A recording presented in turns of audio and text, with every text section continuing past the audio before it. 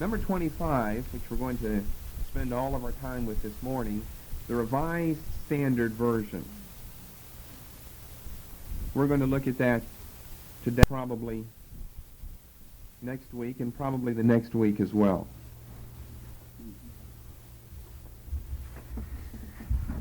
Now, the date is 1952. Let's kind of see what we've done thus far. I mean, we're changing over. I know we did it with number 24. We're changing over the half-century mark, so that should be worth a comment or two. We've done 24 translations in a half-century of time. After the first one that was done, the American Standard Version of 1901, the next true heavyweight is the Revised Standard Version of 1952. So in other words, you almost, if you're just studying heavyweights, you almost could skip from 1900 to 1950. You could skip a whole half century and you really haven't missed anything, if you're studying heavyweights. Now once you go past the RSV 1952, then we have an increase in the translation of important Bibles.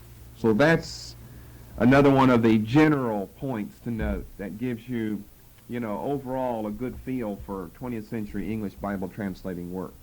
First 50 years dominated by two translations, the ASV, the RSV. I know RSV is done after 1950, but I'm purposely trying to keep those two together.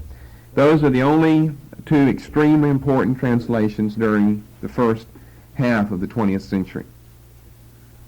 Everything else could be skipped over if you're studying heavyweights. Of course, I think we've learned other things from studying other of the translations.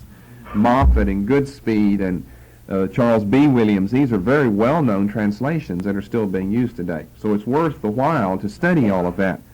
But when it comes to heavyweights, we really only have two, the American Standard Version and the Revised Standard Version. Now, I think we'll spend most of our time looking at the history this morning, anyway, of the Revised Standard Version. Notice the name, the Revised Standard Version. It is a revision of something before. Now, so many Bibles have been a revision of something before. What would you suppose this is a revision of? The ASV. And again, we've got, finally here we've got a good name for it if it's going to be a revision of the ASV. Remember that the ASV is simply the American counterpart of the ERV. And as I said back then, if the name of the first one was the English Revised Version, the ERV, then why didn't they make the American counterpart the American Revised Version? The ARV, American Revised, English Revised. So you know that the two somehow go together. But then you'd have the problem of having the RRV, the Revised Version now. But that's in effect what it is, though. So we really would have ended up with a good set of circumstances. Had the ASV been given the right name, the ARV, the American Revised Version, then we would have in 1952 a revision of that, which would have to be the Revised Version, or really probably the RARV, the Revised American Revised Version. But of course publishers would never stand for something like that. Well, the ASV, as I said, had its copyright. I have to go back and say something about the ASV, since the RSV is a revision of that. Had its copyright under Thomas Nelson and Sons, which ran out. Remember, they gave the copyright for exclusive privilege of publishing. It ran out in 1928. This has been meanwhile while we've been studying. So we've skipped from the ASV to the RSV now, but meanwhile we did a lot during that period, and we hit over that year, 1928. Whenever the copyright ran out in 1928, it was picked up by the International Council of Religious Education. The ASV's copyright in 1929 then was picked up by the International Council of Religious Education, which today is part of the National Council of Churches. You didn't have National and World Council of Churches back in the good old days, but in the ecumenical movement after that, of course, you do. But today, that's part of the National Council of Churches a group representing 40 American and Canadian denominations, approximately 40 American and Canadian denominations. That's what the National Council of Churches is, and the world is just that spread across the world. Now, what this committee or council wanted to do, the International Council of Religious Education, they wanted to look into the matter of revising, this is in the 1930s, of revising the ASV.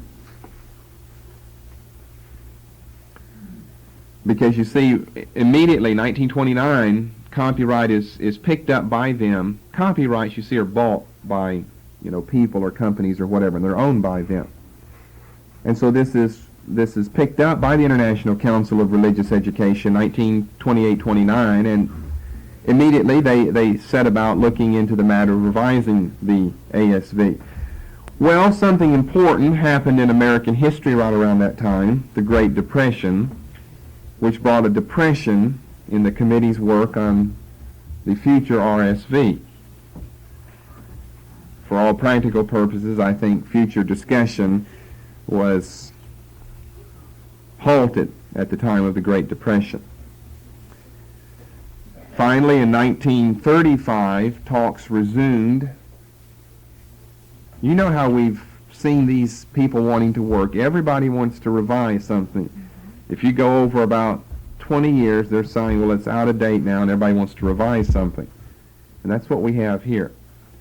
So in 1935, talks are resumed, and then 2 years later, 1937, after all the committees have been appointed and met and studied and discussed and argued, then the green light was given. The ASV is out of date as of 1937, 36 years after its publication. It's out of date. It needs to be revised. And so the plan of the committee is a thoroughgoing revision of the KJV and the ASV. In other words, the Revised Standard Version it was not intended to be, and it is not a new translation. Neither really was the KJV, it was a revision. Neither really was the ASV, it was a revision. Neither is the revision of those, the RSV. Now I say a revision of the KJV and ASV, I mean KJV and ASV with ASV underlined. I mean specifically a revision of the ASV. But since the ASV is a revision of the KJV, in the process you're revising the KJV. Now, why say so much about that? Because of this point. The RSV was the last of the great translations in the Tyndale tradition. Remember, the KJV is pretty much William Tyndale's Bible. And then the ERV revises that. Then the ASV revises that. Then the RSV revises that. Since 1952, any revisions of that? No, not really. Because your things like the NKJV, the New King James Version, is not on this order or this magnitude at all. It just changes a few of the words. We'll say more about the NKJV later. But this is an important point to remember, that the RSV is the last of the great translations in what we call the Tyndale tradition. That is, so much of each of these translations can be found back in William Tyndale's early work, many, many centuries ago. Now, I'm trying to say something through that. Why haven't some of the other translations followed the Tyndale tradition? Well, it's because the second half of the 20th century has been this free era, that we are free, and along with freedom generally comes either a suspicion of or a hatred of antiquity or the past. And all of your newer translations don't make any bones about the fact they are not going back and revising a revision of anything that Wycliffe or Tyndale or the King James translators did.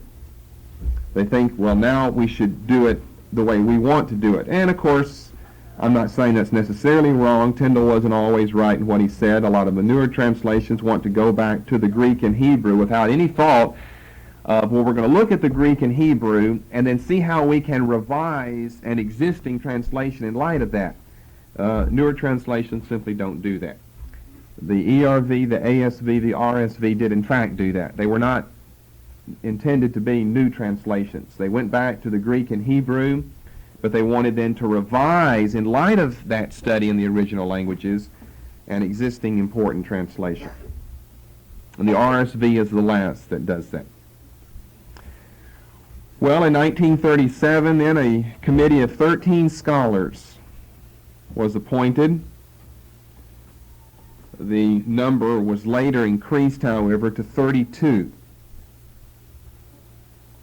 So by the time we get to the end, about 32 different men have worked on the Revised Standard Version. They represented approximately 20 universities and theological schools in the United States and Canada.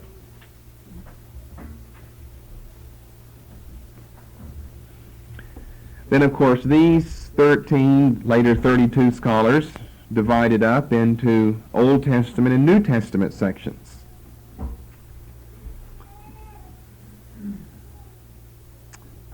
Now, their system of checks and balances was not quite as elaborate. I don't think anything has been as was that of the KJV, that we spent a lot of time looking at step by step. All of them have had such systems of checks and balances.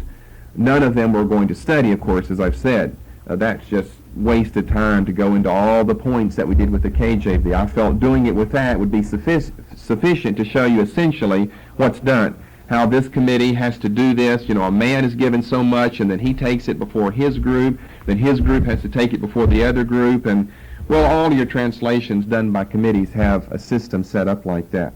But once we've said what the KJV did, then since they were so elaborate in what they did, when you've said that, you've said it all. But anyway, the Old and the New Testament sections both had to submit their work to each other. A 2/3 vote needed to pass any passage. That's sufficient to say there. But then their work was also reviewed. Now these are scholars I'm talking about, the 1332 men. Their work was also reviewed by an advisory board of 50 representatives from the various denominations. The International Council of Religious Education was comprised of many different American and Canadian denominations. Today, in the National Council of Churches, you have about 40. You didn't have that many then, but you had many different denominations represented. Well, I don't know how much you understand denominational hierarchy, but let's take something that I'm very familiar with, the Southern Baptist Convention. What you have here, all those Southern Baptists in theory are independent. I mean, they champion that. They're proud of the fact that, yes, we are part of a denomination, but we are independent. Nobody has any say in our church. We have an independent, local, autonomous church. Well, in theory, they're right, because that's the way they're trying to practice. But in real life, they're not. I mean, they are tied into denominational headquarters, and a certain amount of the income that comes into each local church is sent to denominational headquarters to keep all of the magazines published by Broadman Publishing House in Nashville, which is the publishing organ of the Southern Baptist Convention, to keep that coming out, and the Sunday school literature, and, you know, you've got to have all of the literature that agrees with each other, so that the literature from Nashville will go out to Southern Baptist churches all over the country. Well, what I'm trying to say through that is, therefore, that means each of the denominations has a stake in the final product of the RSV because their money is supporting it. Whatever's being done by the International Council of Religious Education is being done by the monies supplied by the denominations, by the member denominations. So this isn't a very good practice to have, that the work of biblical scholars is reviewed by an advisory board of denominational representatives. There's no guarantee that these denominational representatives are qualified, are scholarly qualified to revise the work of biblical translators. These may just be important honchos, as they say, that control some of the purse strings in the denomination. And you can just see how this can breed problems. What if one of those, big men doesn't like the way this word is being translated, or he wants some of his ideas put in? Well, I'm not trying to suggest that the RSV is totally 100% corrupt because these denominational leaders got their points across. But I am saying this isn't a good practice to follow. The scholars should be left alone. But when the scholars are supported by an organization supported by denominationalism, then you're going to have problems at the end of the day. Let's go back to the scholars for a moment. Who were they? Well, the ones appointed represented almost 100% liberalism. And among other reasons, this is one that has pushed conservatives away from using the RSV as a pew Bible or as a study Bible. The RSV really took over mainline denominationalism. The Lutherans, the Episcopalians, the Presbyterians really took over non-evangelical, non-conservative denominations. Of course, I'm generalizing when I say the Episcopalians, the Lutherans, the Presbyterians, because there's no one Presbyterian or Lutheran or Episcopalian denomination. There are many. Some are more conservative than others, like the Missouri Synod Lutheran Church is a almost hyper-conservative Lutheran church, where you've got other Lutheran denominations that are not nearly as conservative as Missouri Synod. And that's why Missouri Synod has not always gotten along with some of the other splinter groups of Lutheranism. But anyway, most conservatives have been pushed away from the RSV for, among other reasons, this reason: the scholars were almost 100% liberal. Here are some of the famous men. I'm not going to give you the list of all 13 or 32. Again, it's not as important as we go on with translations, but here are some of the more important ones. William F. Albright. Now, I think you've probably heard his name from me mentioning Albright around here before. Albright's generally recognized to be the 20th century's most famous biblical archaeologist. He worked back at the early decades of the century up through, I guess the 50s. He's dead now. I think he died in the 60s. Don't quote me on that, but I know he was alive up through the 50s because he knew and was known by Dr. Freeman.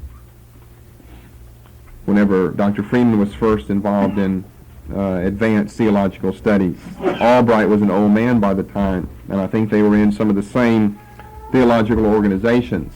And I've heard Freeman say on many of his tapes, speaking of his own conservative views, that William F. Albright told Freeman one time, well, it's okay, Freeman, to be a conservative, but you're a conservative. And he didn't like Freeman because of that.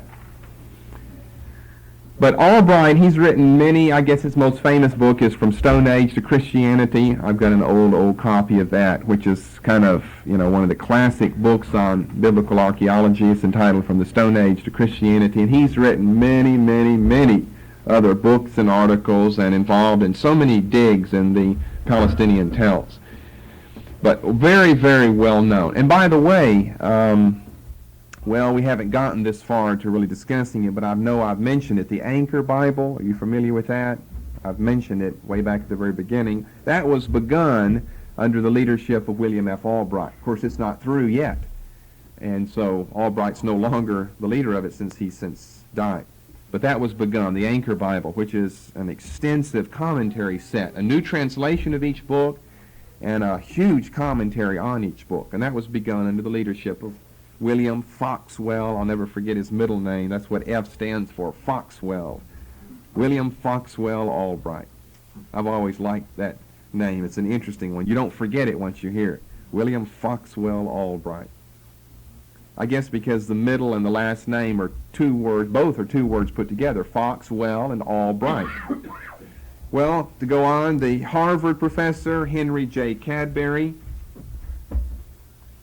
Cadbury is particularly famous for studies in rabbinical works. You often see these names together, Strack, Billerbeck, and Cadbury. Those are last names, Strack, Billerbeck, and Cadbury. If you see that, you're probably talking about rabbinical studies. Some of the other famous men, Edgar J. Goodspeed, whom we have studied already, and James Moffat. So Goodspeed and Moffat, in my opinion, would find good company among the RSV translators because they were liberals. Moffat, as a matter of fact, worked on both of the committees, Old Testament and New Testament, until his death in, I think, 1944. So therefore, the big heavyweight names, Albright, Cadbury, Goodspeed, Moffat, and I'll mention another one who's not in our studies that we do in this church a heavyweight, but he was a heavyweight as far as a scholar, and he's interesting for another reason, and that was Harry M. Orlinsky. Orlinsky. Now, why do I mention Orlinsky? He was a famous Jewish Septuagint scholar. I mean, he's not even a Christian. And he worked on the RSV. And that really brought an outcry from conservatives when they found out that they were allowing an unsaved Jewish Septuagint scholar, Harry M. Orlinsky, who was a famous Jewish Septuagint scholar, to work on a Christian Bible. The chairman of the committee was Luther Weigel of Yale Divinity School. Weigle.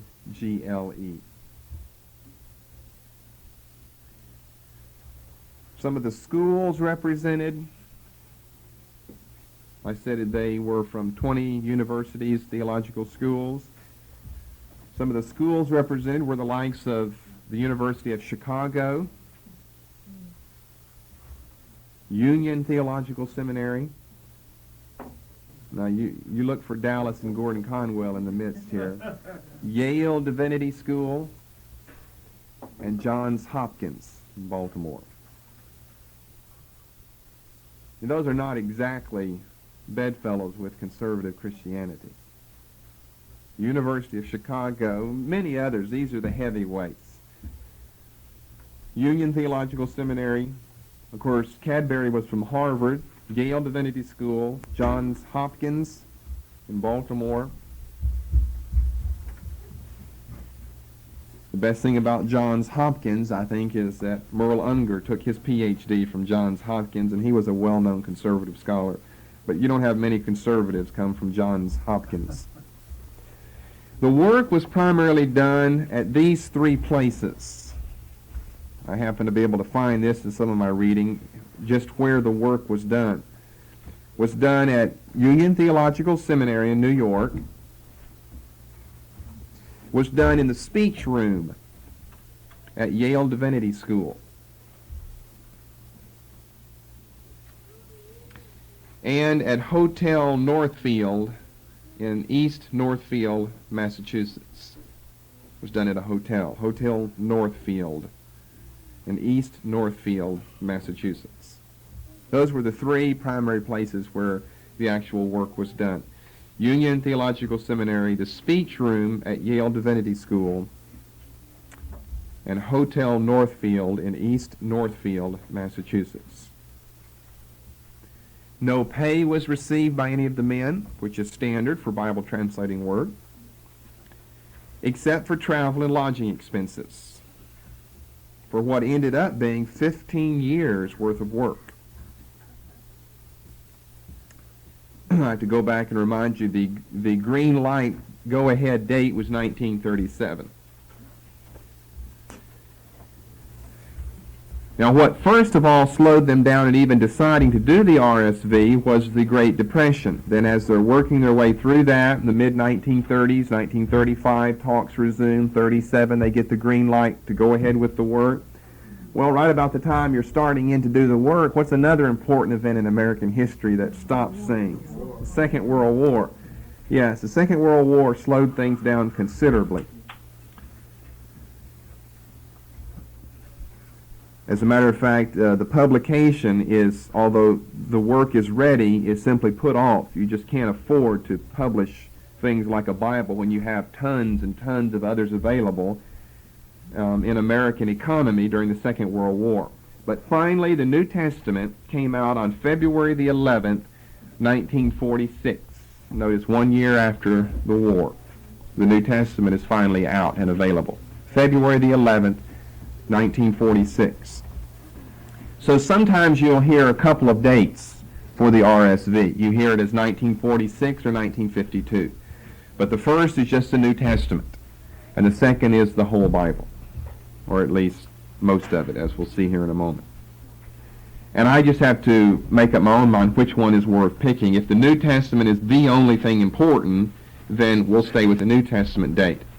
Otherwise, I try to give you the complete date, which was September the 30th, 1952. The New Testament in 1946, the entire Bible, September the 30th, 1952. Then the next year, 1953, work began on the Apocrypha. And for this, some other scholars were added to the team. I'll mention some of the better known of those men. Floyd Filson, Filson. He's probably the least known of the ones I think you might have heard of. Alan Wickren, Wikgren.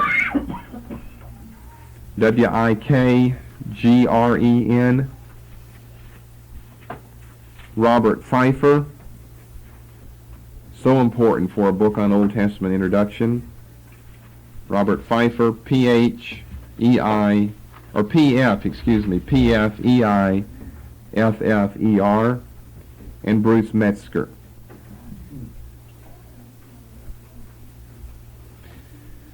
The Apocrypha was ready in 1957. So we could give you that date for the complete RSV.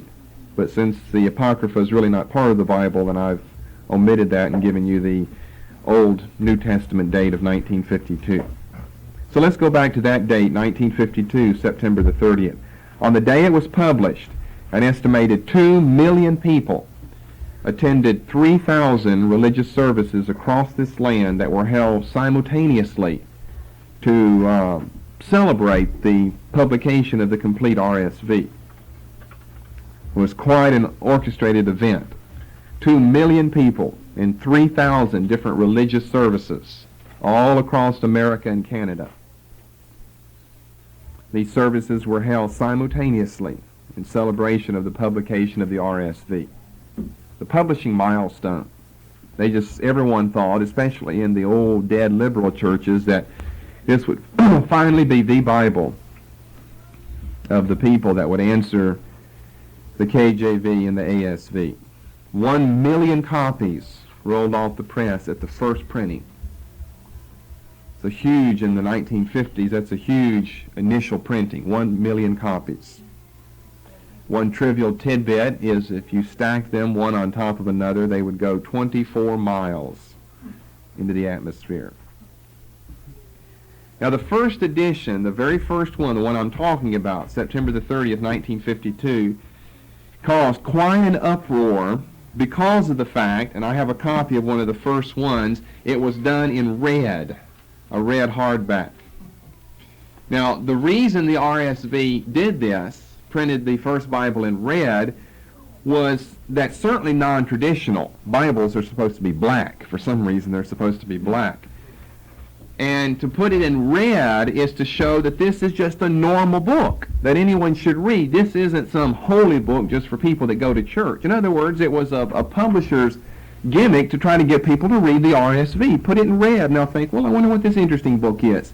If you see one like the RSV today that looks like this, big, thick, shiny cover, black one, especially with that gold embossed on their Holy Bible, you're not going to read this. But if you just saw a red book, looked interesting, a hardback, maybe a novel, they hope maybe you'd pick it up and start reading it.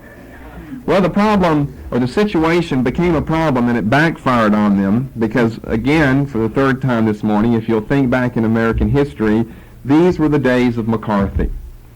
And believe it or not, the translators had to deny any connection with the communists. Why? It was red. They never suspected that was going to happen. You remember Eugene McCarthy and searching for the Reds, the commies. The commies were everywhere, according to McCarthy's theory. McCarthy was probably more right than a lot of people allowed him to be. But, I mean, Martin Luther King, everybody was a commie. Well, now you publish a major Bible, and why didn't you pick blue or green or yellow or something? You picked red. Surely it's because the communists have infiltrated the American religious system. So what they meant to be for good, God turned into evil. Genesis 50 and verse 20, I think. I think I've taken it out of context, but that's okay. Everybody, all the conservatives, now of course the liberals, they didn't care. You know, the more the communists, the better, I guess, for a liberal. But the conservatives said, see what we tell you about that National Council of Churches? They were backed by the communists. And the communists, we can prove it because, look at there, they gave their color to the Bible. Well, we laugh at it now, but, I mean, people were scared in those days. With all of McCarthy's rantings and ravings before the Senate committee, the communists are going to take over everything. And so when you come out with a Bible that's in nice, bright red like this, then 2 and 2 quickly equals 5 for you. Now, the next edition that came out, by the way, the same year, you know, they're just printing, was, of course, in the traditional black. They had to. So if you can find an RSV red one like this, then you know you've got one of the original commie Bibles. It'll have to say 1952 in it like mine does, so you know that you've got one of the first ones. I doubt they've done a red one since then. That was certainly dangerous to do in the early 1950s. An interesting story of my own is whenever I, as a little boy, or not a little boy, but I don't know how old I was, 10 or 11 years old or whatever, memorized my catechism in my Presbyterian church. This is what I was given as a gift, which happens to be, of course I didn't think anything about it then, I've kept it all these years, my name is even printed on the front of it, which is my little RSV New Testament, presented to Chino D. Ross of Covenant Presbyterian Sunday School by the Board of Christian Education, Presbyterian Church in the United States, for memorizing and reciting an introduction to the Westminster Shorter Catechism. Presentation approved by Clyde Fouché. His signature is there, which was my Christian magician pastor in those days. The date, June the 2nd, 1968. So that's been about 20 years ago. And the other story with this little Bible is whenever our first child first began to crawl, really drag himself around, he was in my study, and all these books in the bookcases were surrounding him, and he reached up and pulled one of the books down. And so I looked and saw a book, and then I noticed it was a Bible, and you think, well, maybe is that a sign of the future or something, a book and a Bible? But I was sorely disappointed when I saw what translation it was, though. Because he had grabbed this one, the little RSV. It's the only one he could get his little fingers on, I suppose. Well, so much for the history, an introduction to the Revised Standard Version. Let's start looking at the features of it. I've got some time left this morning. Let's do 1 or 2 or 3 things that I'd like to say about the features of the RSV.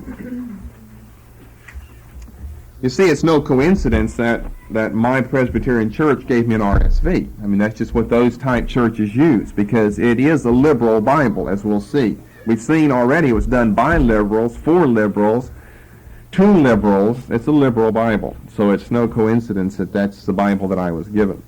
Of course, I wasn't smart enough at that time to know anything about Bible translations. I was just a 10-year-old boy. I knew that I had done my religious duty of memorizing an introduction to the Westminster Catechism. I was glad I did that. I've remembered some of that even down to this day. But anyway, features. Number 1, I would say, would be the modernization of language. That was the chief reason for the RSV in the first place. Was to do what? Revise the ASV, KJV, Tyndale tradition.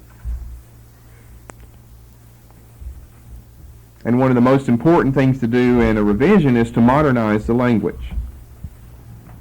They did not intend for the RSV to be a new translation, and it was not. It did not end up to be that.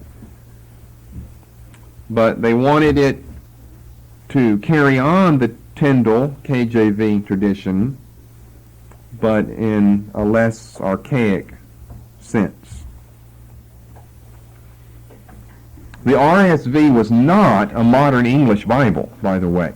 We've looked at a whole lot of translation into the language of the people, and simple English, and plain, and for the common man, and that kind of dominates 20th century scene, is the modern English translation. But in capital N-O-T, the RSV is not a modern English Bible, and never intended to be. It is a Tyndale tradition translation intended to be less archaic. So let me mention some things concerning the modernization of the language. We could just go on, but here are some of the important things. Number one, verb endings of the F, E-T-H, or just the T-H ending are changed to an S. Runneth, to runs, saith, to says, and so forth. But those T-H, E-T-H verb endings are changed to an S because unless we're in church, we don't put an E-T-H on the end of words.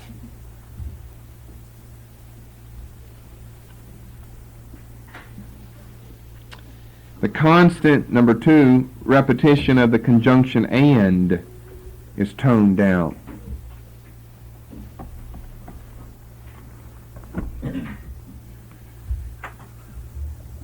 Trying to think of a good example.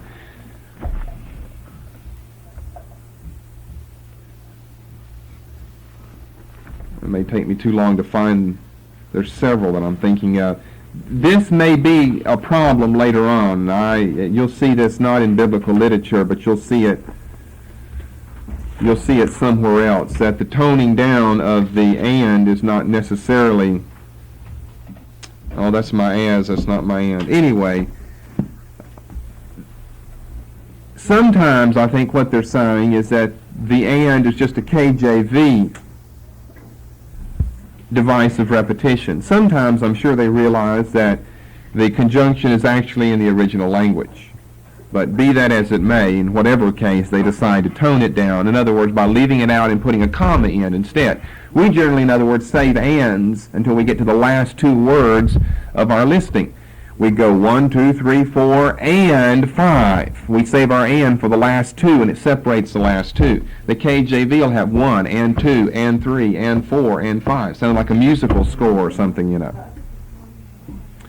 Thirdly, the Semitic idiom, but that's not necessarily the right thing to do, I'm saying. Take that and out.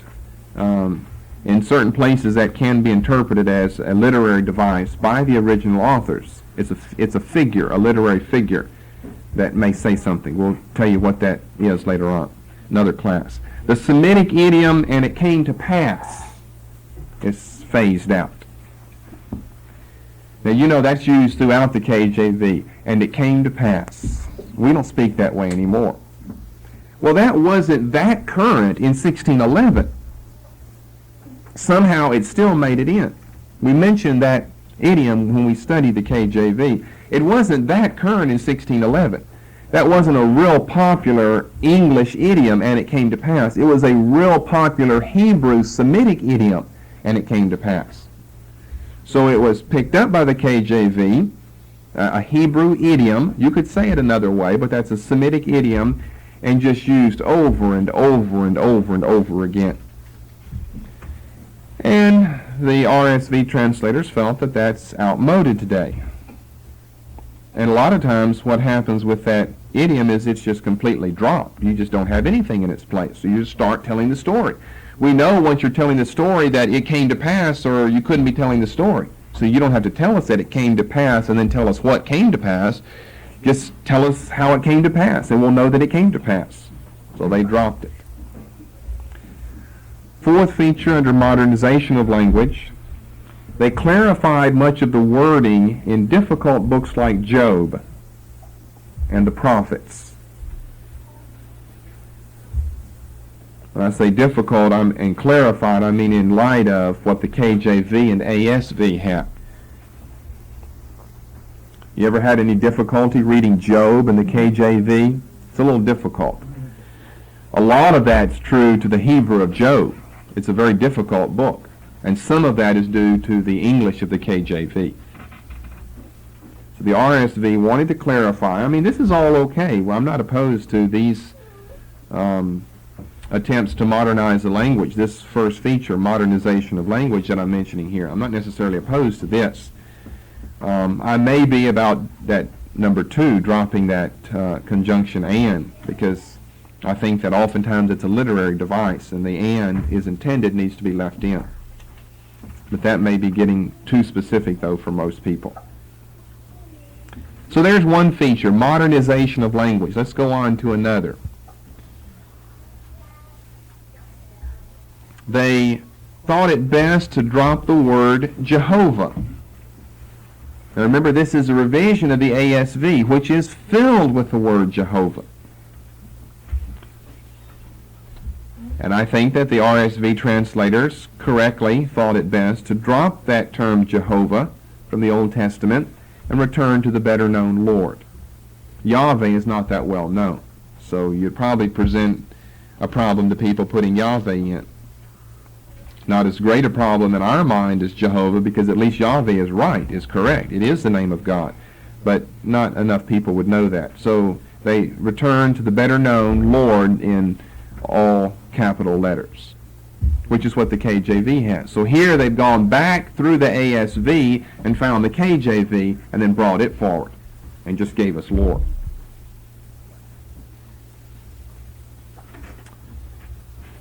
Then I think I'll end with the third feature, because the fourth one gets into another area entirely where we'll spend most of our time next week.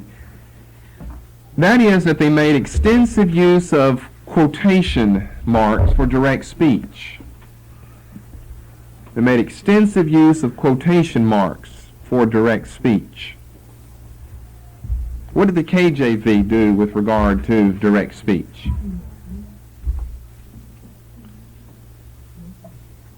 You can remember it easy with 2 words, commas and caps. They put a comma and then capitalize the next word. You just find that over. No quotation marks at all in the KJV. They show direct speech by commas and caps.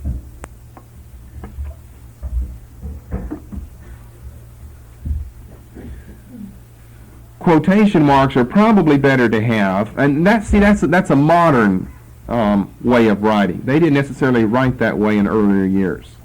And anyway, a lot of times you can more or less understand when a quotation is intended. And especially if it's commas and caps, you can tell. That was their way of showing what we show with quotation marks. But quotation marks, as with all punctuation, involve some measure of interpretation. You know, 99% of the time, maybe that's not true. It's not anyone's interpretation. You just look and can tell whenever Matthew says, according as it was written, and then he quotes Isaiah, you can tell it's a quotation.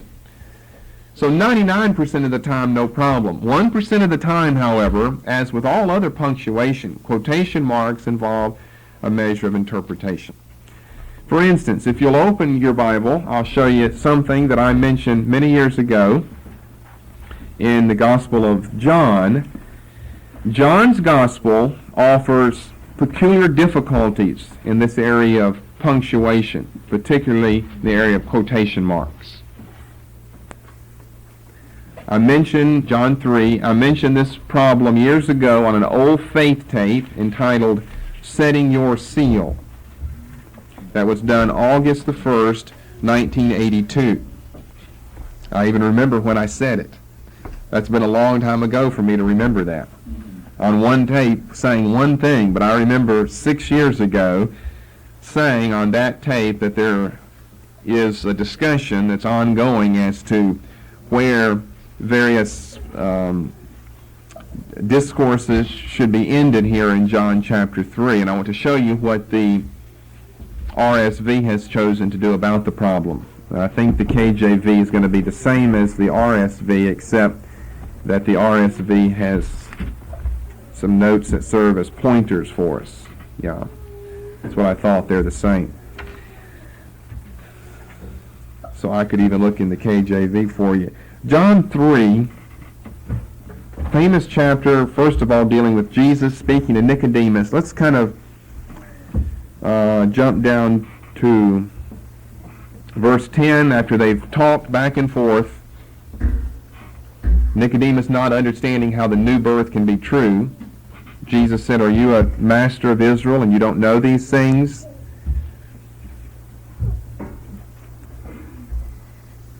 He says in verse 14, "As Moses lifted up the serpent in the wilderness, even so must the Son of Man be lifted up, that whosoever believeth in him shall not perish, but have eternal life." Now what do you have in verse 16 in the KJV?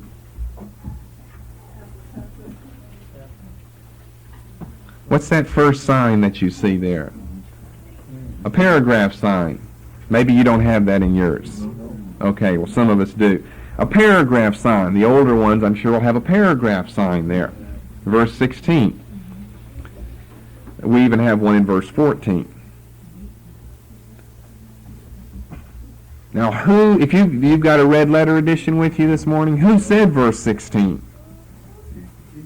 Did he really? Did he say that about himself? For God so loved the world that he gave his only begotten Son? Or does that not rather sound like someone else talking about him? Well, the reason we've got that paragraph mark is they know that there's some type of division intended here. Now they keep it red letter, the sayings of Christ, all the way down through verse 21, and so does the RSV. But remember I said that the RSV uses quotation marks when someone is being quoted. Guess where the quotation marks end, however, in the RSV? 15.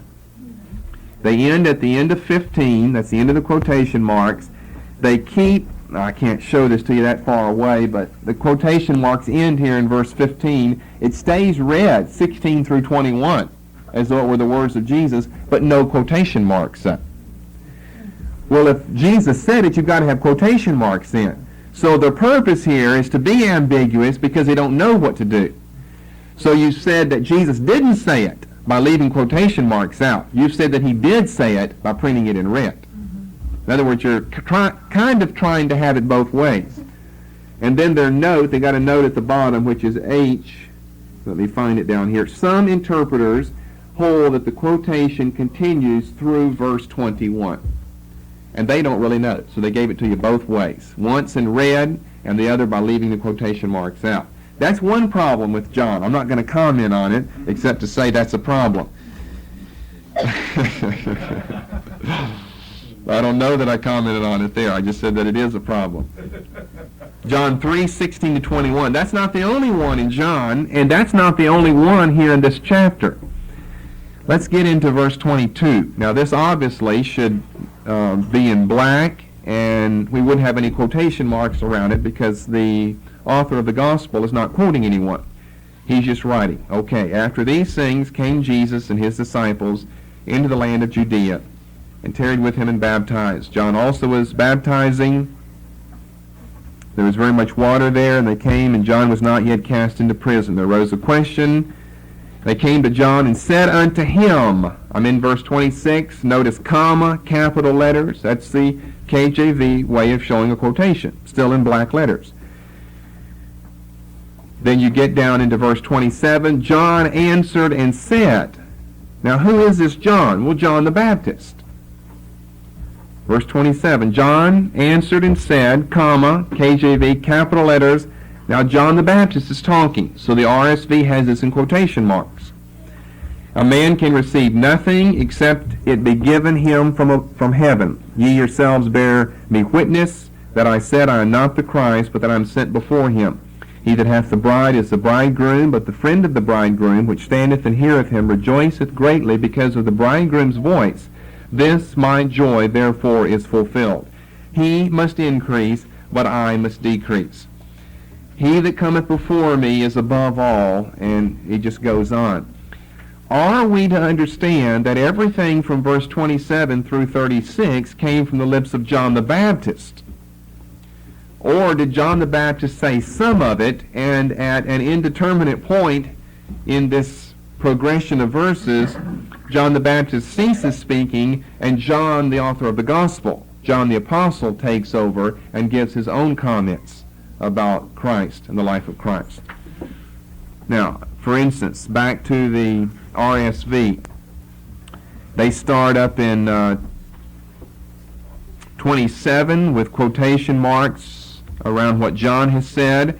The quotation marks go through verse 30 and end. A new paragraph starts 31 down through 36. And at the end of verse 30, they again have another note. Here it's note I, and listen to what they say. Some interpreters hold that the quotation continues through verse 36. They obviously don't feel that way. They don't have the red letter now to show us that it's ambiguous. They don't really know, but they don't put quotation marks around verses 31 through 36. Now, do you see what I'm saying there? Maybe you don't.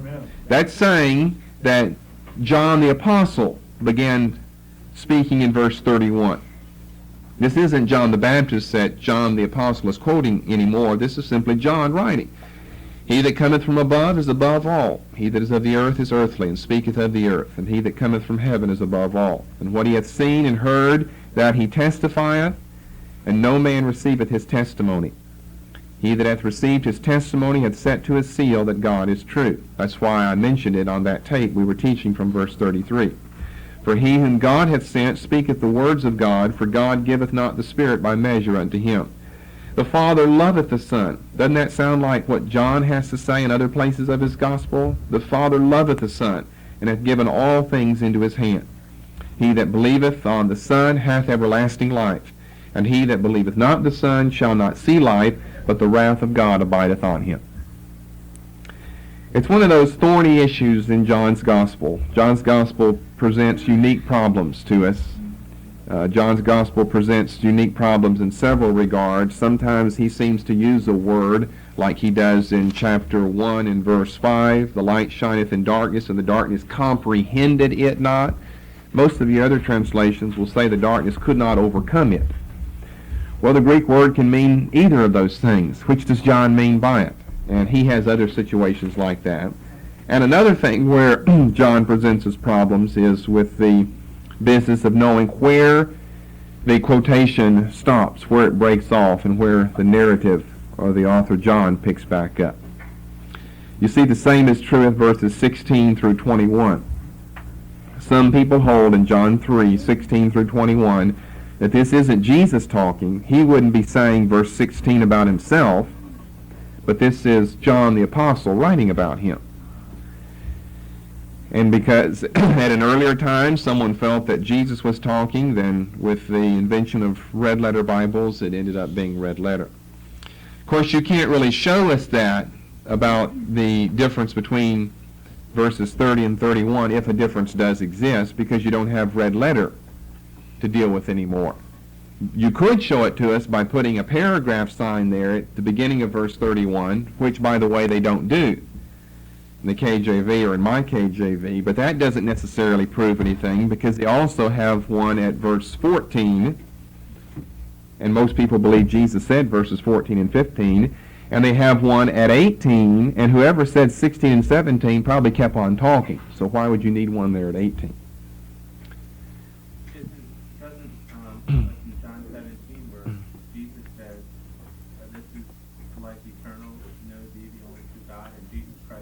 Yeah, see, he says that of himself in verse 3 of John 17. And there's no dispute about that. Well, I won't say there's no dispute about that. There is a little dispute. I don't think as much as you always see about John 3. But there is a little dispute about that as well. The argument being Jesus could never have said that about himself. I think I even read that again recently. It comes to mind. I know I've seen that several times though.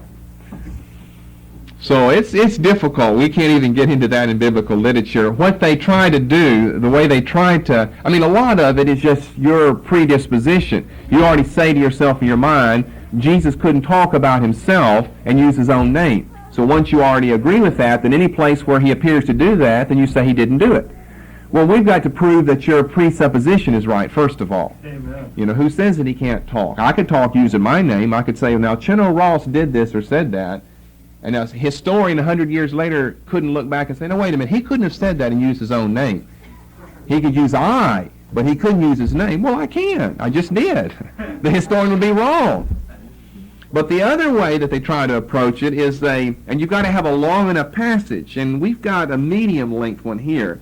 But you look at the words that are used and ask yourself, now, are these words characteristic of what that author would use? And you have to do a minute study of the rest of the gospel. For instance, verses 16 through 21 and 31 through 36. And see, do we have words that are words that everywhere else in the New Testament are used specifically and peculiarly by John the Apostle? Perhaps we have some that have never been used anywhere else by Jesus, or that are never used anywhere else by John the Baptist. And so by an exhaustive statistical study, you try to prove. But that's not valid either, though. People have tried to do that with Mark 16 and a lot of other things. That's not valid. The liberals do that with the pastoral epistles all the time. They say, look, the pastoral epistles contain 37 words that are found nowhere else in any of Paul's writings. That means Paul couldn't have written them. Well, that's only true if you ascribe a second-grade education to the man Paul. He can use vocabulary that he's never used before. He may have never had the occasion before. He may have learned a new word. Only if you ascribe the vocabulary of a mentally retarded person can you say, well, now, wait a minute, there's a word he's never used before, so by this we can prove that he didn't write it. That's an old liberal predisposition. The higher critics want to take everything away from everyone except their liberalism away from themselves. And they do it by the statistical word study. And they really do that with Paul's 1st and 2nd Timothy and Titus all the time. Because those epistles have unusual words. Like this business of sound doctrine, don't you find that over and over again in those 3 epistles? That which becometh sound doctrine, sound teaching, found nowhere else in Paul's writing, so Paul couldn't have written it. Do you have a question? With verse 31 and 36, is it going to make much difference if John the Apostle did it or John the Baptist? No. So that's good news for we normal people here. No, it doesn't make any difference. It's still the Word of God. It's a scholarly curiosity. Well, who said it, though? I want to know. Well, at least here we're blessed that we can answer that pretty easily. We know who said that. John did. We just don't know which one, they might say. But we have an easy way around it. I know who said all of that. John said all of it. But then you've got the problem of verses 16 to 21. But at the end of the day, I don't think that matters either. Whether Jesus said the famous John 3:16 passage or whether John the Apostle wrote it, it's still true. But we'll look at this somewhere else. I don't know where that fits. Probably a study of John's Gospel and see if we can come up with our own conclusions. But I'll alert you in advance that it's a very difficult matter. And one of those matters that personally I don't feel people should waste so much of their time with. I think spending a lot of time with that is wasting a lot of time. You can spend some time, but to spend a lot is to waste at least a little. Because oftentimes what they're trying to do is just prove something technically, and they don't get the meaning out of the passage. You know, something is still being said. Doesn't matter who wrote it or who said it. It's still the Word of God. And scholars like to, look all around searching for the technical matters, and they miss the plain spiritual meaning of the text.